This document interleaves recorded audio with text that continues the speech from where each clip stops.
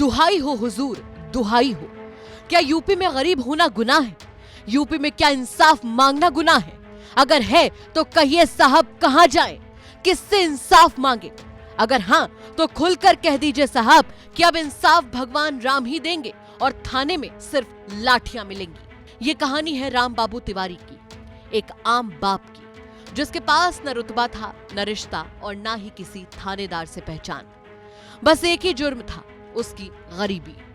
एक दिन अचानक पुलिस आती है और बिना पूछे ताछे राम बाबू के बेटे सिद्धार्थ तिवारी को उठा ले जाती है। जुर्म नाबालिग बच्ची के साथ रेप। लेकिन अभी क्लाइमैक्स बाकी है। एक लड़के पर बलात्कार का आरोप, वो भी नाबालिग के साथ। पिता राम बाबू थाने गए, अफसरों के पैर पकड़कर बोले कि मेरा बेटा बेगुनाह है। लेकिन पुलिस को तो जैसे स्क्रिप्ट पहले से मिली थी, आओ फाइल बनाओ, जेल में डालो। हर दिन राम बाबू किसी न किसी अफसर के आगे हाथ जोड़ते रहे, कहते रहे कि साहब मेरा बेटा बेगुनाह है, हुजूर सुनिए तो। लेकिन जवाब मिलता रहा, आज नहीं कल आना। एसएचओ साहब मीटिंग में हैं, दरोगा साहब व्यस्त हैं। फिर वही क्लासिक डायलॉग, हम कुछ नहीं कर सकते, मामला कोर्ट में है।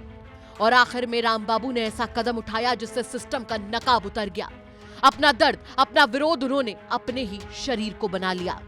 शरीर पर नीली स्याही से लिख दिया, कानून ने मारा, पुलिस ने मारा, रसूखदारों ने मारा।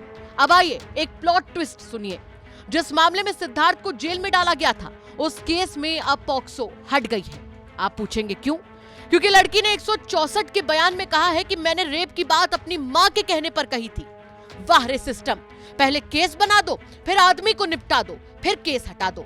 और कहते हो कि जमानत मंजूर है, पर राम बाबू उनके लिए कोई जमानत है क्या? उनकी मौत के लिए कोई एफआईआर हुई है? हाँ हुई है, लेकिन बस कागजों में।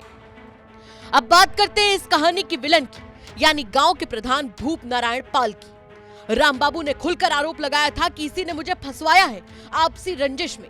लेकिन साहब पुलिस के लिए आरोपी वो भूतनाथ था जो ना कभी कहीं दिखता है ना पकड़ा जाता है। और जब सवाल पूछो तो जवाब आता है कि once upon a time there was a rabbit and a tortoise. बाकी रेस किसने जीती आप समझ जाइए। कानून, पुलिस और रसूखदारों की इस कॉमिक ट्रेजेडी में बस एक हकीकत छिपी है, गरीब इंसाफ नहीं मांग सकता, और अगर मांगेगा तो या तो जेल जाएगा या मिट जाएगा। पीड़िता को जो बताया जा रहा है उसका बयान हुआ था 164 वगैरह का, जिसमें आरोप लगा करके जेल भेजा गया था मुलजिम को। उसका बयान देखा गया, विधिवत जांच किया गया तो पता चला कि ऐसा कोई बयान ही नहीं है जिससे ये धाराएं बन रही है। पॉक्सो एक्ट की बन रही है, 376 की बन रही है, जिसको विलोपित किया गया। और साधारण धारा 323, 506 में आज बेल हुई है और रिहाई जा चुकी है। असत्य पर सत्य की विजय हुई है आज। कौशाम्बी से अखिलेश कुमार की रिपोर्ट, यूपी तक।